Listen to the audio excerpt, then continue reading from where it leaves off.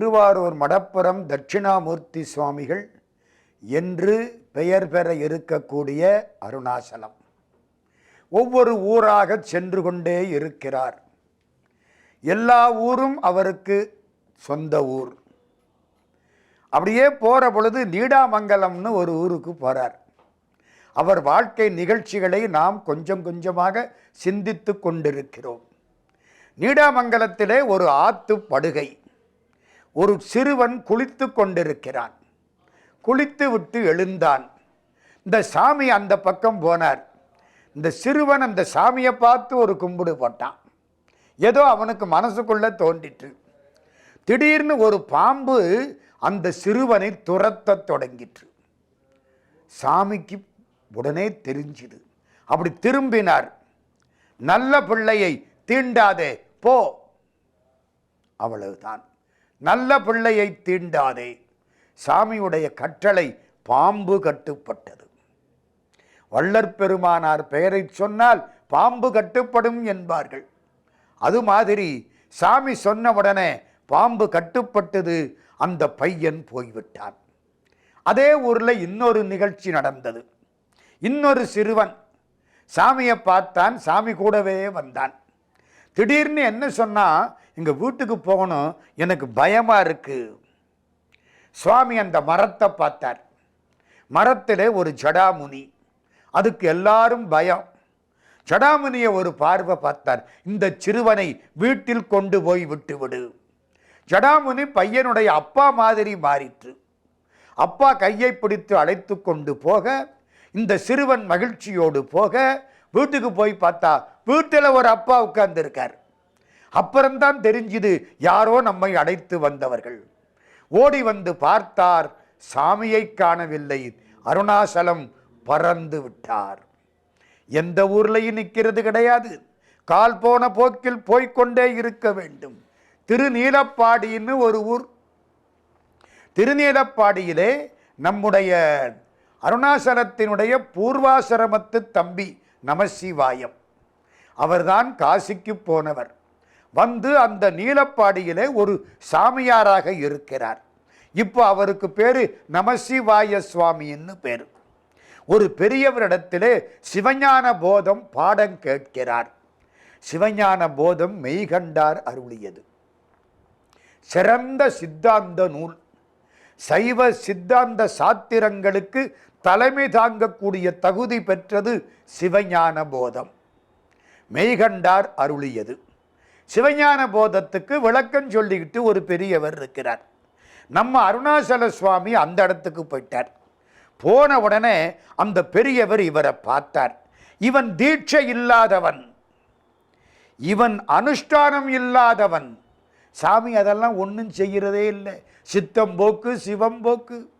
தீட்சை இல்லாதவன், அனுஷ்டானம் அற்றவன். இவனுக்கு முன்னால் சைவ சித்தாந்த சாத்திர பாடம் சொல்லக்கூடாது. பாடத்தை நிறுத்திவிட்டார். தம்பி நமசிவாய சுவாமி அங்கே, அண்ணா அருணாசல சுவாமி இங்கே. பாடத்தை நிறுத்தின பெரியவர் அந்த பக்கம். ஊர் மக்கள் எல்லாம் கூடிவிட்டார்கள். அருணாசல சுவாமி என்ன பண்ணார் தெரியுமா? சிவஞான போதத்துக்கு சிவஞான போத சிந்தனம் அப்படின்னு ஒரு நூலை அப்பொழுதே சொல்லி எழுதி கொடுத்து விட்டார். சிவஞான போத சிந்தனம். இந்த நூலை வாங்கி அந்த பெரியவர் படித்தார் இல்ல, காலில் வந்து விழுந்தார். மெய்கண்டார் எதை பாடினாரோ அதை அவரே வந்து உரைத்தால் எப்படி இருக்குமோ அப்படி இருக்கிறது சிவஞான போத சிந்தனம். இது ஒரு காட்சி. சாமி பல ஊர்களுக்கு போனார். கடைசியிலே திருவொற்றியூருக்கு போயிட்டார். அங்கிருந்து தான் திருவாரூருக்கு வரப்போகிறார். திருவொற்றியூரிலே பட்டினத்து சுவாமிகள் சமாதி. கல்லாப்பிடையும் கருதாப்பிடையும் கசிந்துருகி நில்லாப்பிடையும் நினையாப்பிடையும் நின் அஞ்செழுத்தை சொல்லாப்பிடையும் துதியாப்பிடையும் தொழாப்பிடையும் எல்லாப்பிடையும் பொறுத்தருள்வாய் கச்சி ஏகம்பனே என்று வழிபட்ட முற்றத்துறந்த பட்டினத்தடிகள் சமாதி. திருவொற்றியூர் மண்ணெல்லாம் சிவலிங்கம். அங்கே போய் அருணாசல சுவாமி உட்கார்ந்துட்டார். அந்த ஆலயத்திலே உட்கார்ந்திருக்கிறார். பட்டினத்தார் சமாதி ஆலயம். அந்த ஊரிலே ஒரு அந்தண பெண், மனக்கோளாறு, சித்த சுவாதீனம் இன்மை. அவங்க அப்பா ஓடி வந்து ஒற்றி பெருமான் காலில் விழுந்து அழுதார். திருவொற்றியூர் பெருமானை வழிபட்டார். ஒற்றி தியாகராசரை கும்பிட்டார். நாளை ஒரு சித்தன் வந்து பட்டினத்தார் சமாதியில் இருப்பான், அவன் பார்வை படுமாறு உன் பெண்ணை வைத்து விடு. பெண்ணுக்கு சித்த சுவாதீனமின்மை. அப்பா கூட்டிகிட்டு வந்தார். திருவொற்றி பெருமான் சொன்ன மாதிரி பட்டினத்து சாமி சமாதியிலே நம் அருணாசல சுவாமிகள் பரம ஞானியாக சித்தராக வீற்றிருக்கிறார். பார்வை படும்படி உன் பெண்ணை வை. இவர் முழிச்சா எந்த இடத்தை பார்ப்பாரோ அந்த இடத்துல அந்த பெண்ணை உட்கார்த்தி விட்டார்கள். அந்த பெண் கொஞ்சம் மனக்கோளாறு உள்ளவள். அதனாலே அதற்கு தகுந்த சேட்டைகள். சாமி திடீர்னு முழிச்சார். பார்வை அந்த பொண்ணு மேல பட்டது. ஞானியினுடைய பார்வை படுமானால் பல நூற்றாண்டுகள் பல பிறவிகளில் செய்த பாவங்கள் போய்விடும். பட்டினத்தாருடைய பார்வை பட்டதும் பத்திரகிரியார் சந்நியாசியாக மாறினார். அந்த பார்வை இப்பொழுது அந்த பெண்ணை ஒரு பார்வை பார்த்தார் அருணாசல சுவாமிகள். அந்த பெண் அடங்கினாள். 8 நாட்கள் அதே இடத்தில் தியானம் செய்தாள். 8வது நாள் இவரிடத்திலே உபதேசம் பெற்று கொண்டாள். எழுந்து போய்விட்டாள். அப்பாவுக்கு மகிழ்ச்சி. இந்த பெண்ணுடைய சித்த சுவாதீனமின்மை இப்பொழுது மாறிவிட்டது. உபதேசம் கொடுத்தது யாரு? அருணாசல சுவாமி. என்ன உபதேசம் கொடுத்தார் தெரியுமா? அதெல்லாம் நமக்கு முக்கியம். அந்த வரியை அப்படியே சொல்றேன். அறியப்படுவனவாகிய ஜக ஜீவ பர கற்பனைகளை விடுத்து அறியும் அறிவாகவே இருக்கில் பாவ நோய் நீங்கும். சார் ஒன்றும் புரியலையேன்னு கேட்கப்படாது.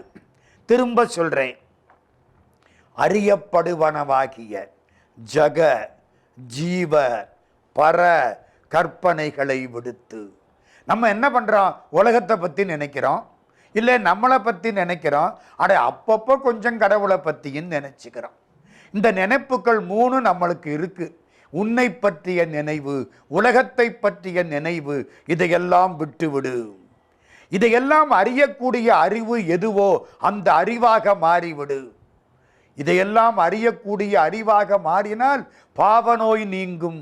அறியும் அறிவாகவே இருக்கில் பாவநோய் நீங்கும். அறியப்படுவனவாகிய ஜக ஜீவ பர கற்பனைகளை விடுத்து அறியும் அறிவாகவே இருக்கில் பாவநோய் நீங்கும். இதுதான் அந்த பொண்ணுக்கு அருணாசல ஞான தேசிக சுவாமிகள் வழங்கிய உபதேசம். அதுக்கு அடுத்து 10வது நாள் அந்த பெண் உடம்பை விடுத்து இறைவன் திருவடிகளை அடைந்து விட்டாள். ஞானியினுடைய பார்வை பட்டாச்சுன்னா இந்த உலகத்திலே உள்ள மற்ற எல்லாம் கணக்கு முடிஞ்சு போயிடும். கணக்கு முடியலைன்னா அங்க போய் சேர முடியாது. இருவினை ஒப்பு மலபரி பாகம் வந்து விட்டது. சாமி நாகப்பட்டினத்துக்கு போயிட்டார். அங்கே ஒரு சின்ன பையன் சாமியை பார்த்தான். சாமிக்கு பசிக்குமில்ல, பலகாரம் கொண்டு வந்து கொடுத்தான். சாமி சாப்பிடுங்க. சாமி இப்படி பார்த்தார். இத்தனை பேர் போறாங்க, யாருக்கும் தோணலை இந்த குழந்தைக்கு எனக்கு சாப்பாடு போடணும்னு தோணி இருக்கு. பலகாரத்தை வாங்கினார், சாப்பிட்டார். இந்த பையன் திரும்பினான். ஒரு பாம்பு கடித்தது, விழுந்து விட்டான். சாமிக்கு தெரிஞ்சது. நகுலா, நகுலன்கிறது ஒரு கீரிக்கு பேரு. நாகன்பால் சிறுவன் அகப்பட்டான், விரைந்து செல். கீரி அங்கே ஓடிற்று, பாம்பை கடித்தது, வேறிடத்துக்கு சென்றது. ஒரு மூலிகை கொண்டு வந்தது. இந்த பையனை பாம்பு கடித்த இடத்தில் தடவிற்று. பையன் எழுந்தான். அருணாசல சுவாமிகள் தன்னுடைய பயணத்தை தொடர்ந்தார். திருவாரூருக்கு வந்துட்டார். திருவாரூர் கமலாலயம். அந்த அந்த இடத்துக்கு பேரு அற்புதமான பெயர். அந்த குளக்கரை காசி கங்கை மாதிரி 64 தீர்த்த கட்டங்கள், நடுவிலே ஒரு கோயில். அந்த பக்கத்திலே வந்து சுவாமி உட்கார்ந்திருக்கிறார். கமலாலயத்தின் மேல் கரை, வடநாட்டிலே இருந்து கிருஷ்ணானந்தகிரி, சங்கர சரஸ்வதி, ராமானந்த பாரதி அவங்க பேரு.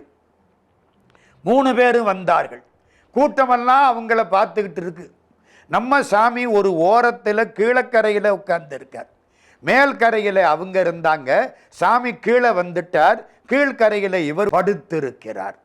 வெயில், நல்ல வெயிலில் படுத்திருக்கிறார். அந்த 3 பேரும் இவரை பார்த்தார்கள். பரமஞானி என்று முகத்தை பார்த்ததும் தெரிந்தது. உள்ளே உள்ள சிறப்பு முகத்தில் தெரியும். உள்ளத்தில் உண்மை ஒளி உண்டானால் வாக்கினிலே ஒளி உண்டாகும். அந்த 3 பேரு ரொம்ப படித்தவங்க. கிருஷ்ணானந்தகிரி, சங்கர சரஸ்வதி, ராமானந்த பாரதி 3 பேர் அங்கிருந்து வந்து சாமியை பார்க்குறாங்க. சாமி, இப்படி வெயில்ல படுத்து கிடக்கிறீங்களே, ஏதாவது மர நிழல்ல படுக்கக்கூடாதா? நம்ம அப்படித்தானே நினைப்போம், நிழல்ல தானே படுப்போம். சாமி வெட்ட வெயில்ல அவர் பாடு கவலைப்படாம படுத்து கிடக்கிறார். சாமி, ஏதாவது மர நிழலில் படுத்திருக்க கூடாதா? 3 பெரியவர்களும் கேட்கிறார்கள். சாமி உபதேசம் பண்ணுகிறார். சேதனமாகிய ஆன்மாவுக்கு அசேதனமாகிய விருட்சமா சுகத்தை தரும். புரியுதா? உயிருள்ள இந்த உடம்புக்கு உயிரில்லாத மரம், அது அசேதனம், இது சேதனம். அதுவா சுகத்தை தரும்? அப்படி தருமானால் காணல் ஜலமும் உஷ்ண பூமியை குளிரச் செய்யும். உண்மை நோக்கு இன்மையே வேதங்களுக்கு அஸ்திவாரம். புரிஞ்சுது. சாமிக்கு மரநிழல் தேவையில்லை, சாமியின் நிழல் தான் மற்றவர்களுக்கு தேவை. 3 சுவாமிகளும் வழிபட்டார்கள். வாக்கிய சிந்தனம் என்று ஒரு நூலை எழுதினார்கள். அதற்கு அஸ்திவாரம் நம்ம சுவாமிகள் சொன்ன அந்த உபதேசம். இப்போ சுவாமி திருவாரூரில் இருக்கார். பேரென்ன? அருணாசல சுவாமிகள். சோமநாத முதலியார்னு ஒருத்தர் சித்தூர்காரர். சித்தூர் சோமநாத முதலியார். திடீர்னு வயிற்று வலி வந்துருச்சு. பல ஊர்களுக்கு போனார், வைத்தியம் பண்ணனார், வயிற்று வலி போகலை. தீராத வயிற்று வலி. அப்பர் சுவாமி பாடுவார்ல, குடரோடு துடக்கி முடக்கி இட ஆற்றேன் அடியேன் அதிகை கெடில வீரட்டான துறை அம்மானே. அது மாதிரி வயிற்று வலி. தவித்தார், ஓடினார், பல கோயில்களுக்கு போனார். கடைசி சிதம்பரத்துக்கு வந்துட்டார். நடராஜாவுக்கு முன்னால நின்று அழுதார். எம்பெருமானே, இந்த நோய் தாங்க முடியவில்லை, எப்படியாவது இந்த நோயிலே இருந்து எனக்கு விடுதலை வேண்டும். இன்று இரவுக்குள் விடுதலை கிடைக்காவிட்டால் நான் உடைவாளை உருவி வெட்டி கொண்டு உன் சந்நிதியில் இறந்து போவேன். சித்தூர் சோமநாத முதலியார். நடராஜா சிரிச்சுக்கிட்டார். அன்னைக்கு பகல் பூரா கோயில்ல இருந்தார், ராத்திரி கோயில்ல மறைஞ்சிருந்தார். நடுராத்திரி நடராஜாவுக்கு முன்னால வந்தார். ஒரு பக்கம் நடராஜா, ஒரு பக்கம் கோவிந்தராஜா. 2 பேரையும் பார்த்தார். பெருமானே, வயிற்று வலி தீரல, தீரா நோய், இதோடு நான் வாழ முடியாது, இறந்து போகிறேன். வாழ் வைத்திருந்தார், வெட்டி கொள்ள போனார். அசரீரி வாக்கு சொல்லிற்று, திருவாரூருக்கு போ, தட்சிணாமூர்த்தியை பார், உன் வியாதி தீரும். ஆகா, இதை காலையில் சொல்லி இருக்கப்படாதா? இரவு முழுக்க கோயிலில் இருந்தார். நடராஜ பெருமானை வழிபட்டார். கடைசியில் புறப்பட்டார். சிதம்பரத்தில் இருந்து ஓட்டமும் நடையுமாக திருவாரூருக்கு வந்துட்டார்.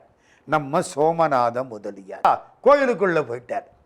கோயில் பெரிய கோயில். தியாகராஜ பெருமானுடைய திருக்கோயில் மிகப்பெரிய கோயில். மகா வித்வான் மீனாட்சி சுந்தரம் பிள்ளை எழுதுவார், கும்பிட்ட கையை எடுக்க முடியாதாம், அத்தனை கோயிலாம், வரிசைக்கு கோயில் இருக்குமா, அவ்வளவு கோயில். தேடினார். தட்சிணாமூர்த்தி சந்நிதிக்கு வந்துட்டார். தட்சிணாமூர்த்தி சந்நிதியை பார்த்தார். தட்சிணாமூர்த்தியை பார்த்தார், கண்ணீர் விட்டு அழுதார். வயிற்று நோய் தீரவில்லை. இது என்ன? திருவாரூர் தட்சிணாமூர்த்தி சந்நிதியிலே வயிற்று வலி தீரும் என்று நடராஜ பெருமான் சொன்னது பொய்யாகிவிட்டதா? கலியுகத்தில் கடவுள் வாக்கும் பொய்யாகுமா? தவித்தார்.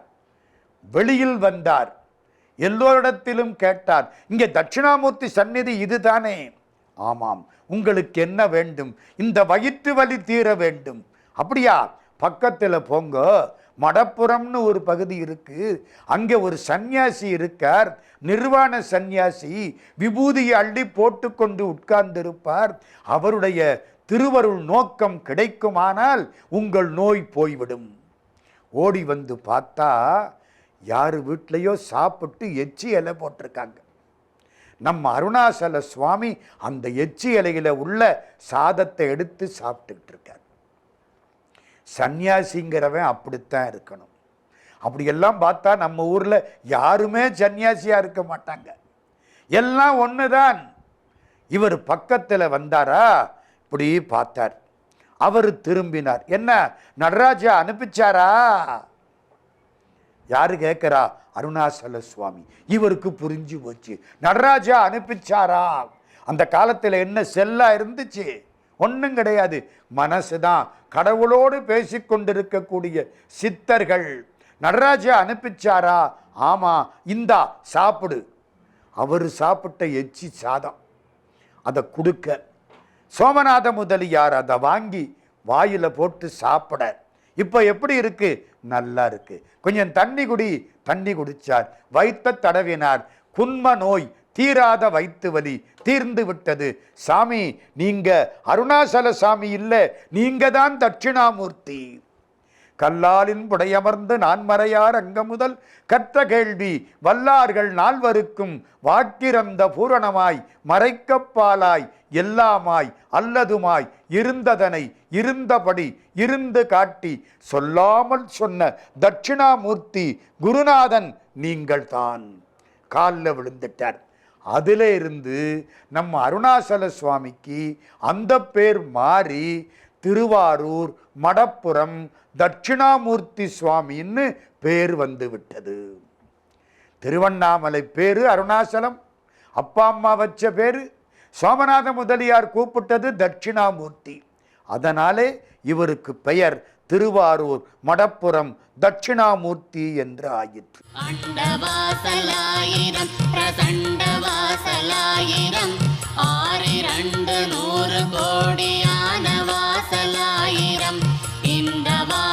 ஏழை வாசல் ஏகபோகமானதாய் என்பிரான் இருக்கும் வாசல் யாவர் காண வல்லரே. சிக்கல் பழனியப்ப செட்டியார்னு ஒருத்தர் சாமி காலில் வந்து விட, சாமி அவருக்கு ஆசீர்வாதம் பண்ண, அந்த இடத்துல ஒரு சிறிய கூரை கொட்டகை செட்டியார் போட்டு கொடுக்க, சாமி அதிலே தங்க, மடம் உண்டாக கொஞ்சம் கொஞ்சமாக இந்த வளர்ச்சிகள் தென்பட்டன. சாமிநாதன் செட்டியார்னு ஒருத்தர், அவர் பொண்ணுக்கு விசாலாட்சின்னு பேர். இந்த பொண்ணுக்கு கொஞ்சம் மனக்கோளாறு. எங்கெங்கையெல்லாம் மனக்கோளாறு இருக்கோ எல்லாம் தட்சிணாமூர்த்தி சுவாமிகள் சந்நிதியில் இன்றைக்கும் சரியாகி கொண்டிருக்கின்றன. இன்னைக்கும் மதுரை மீனாட்சி கோயிலில் சித்தரை 21 முறை சுத்துகிறார்கள். கட்டிக்குளம் மாயாண்டி சாமியினுடைய சமாதியில் சோமப்பா சித்தரை 19 முறை சுத்துகிறார்கள்.